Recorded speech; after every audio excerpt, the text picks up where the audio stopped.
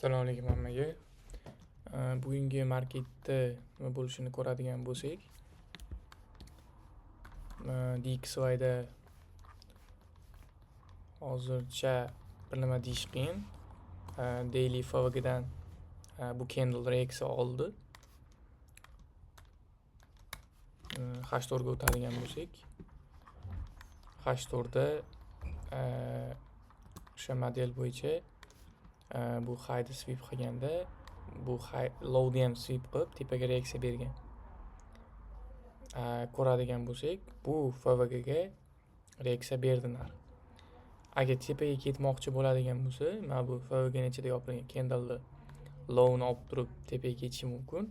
Birinchi ideya, ikkinchi ideya shu FVGdan mana bu highni sweep qilgan, prosta bu lowga reaksiya berib turib pastga tushib ketishi ham mumkin mana bu FVGdan prosta.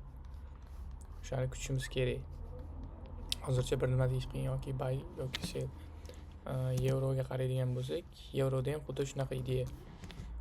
Bu lowni olgandan keyin bu highga ham reaksiya berib turib, shu FVGlardan, OTLlardan ketish mumkin tepaga. Ikkinchi ideya shu highni prosta sweep qilib turib, teparoqga reaksiya berib tushib ketishi ham mumkin bu lowlarga qarab. Hozircha kutish kerak Londonda yoki New Yorkda savdo qilishimiz kerak. GBP/USD ham xuddi shunaqa ideya. Lekin tepaga ketmoqchi bo'lib turibdi. Yevro ham, GBP/USD ham. Hozircha bir nima deyish qiyin. O'zimizni model bo'yicha tasdiq bo'ladigan bo'lsa, kirsanglar bo'ladi.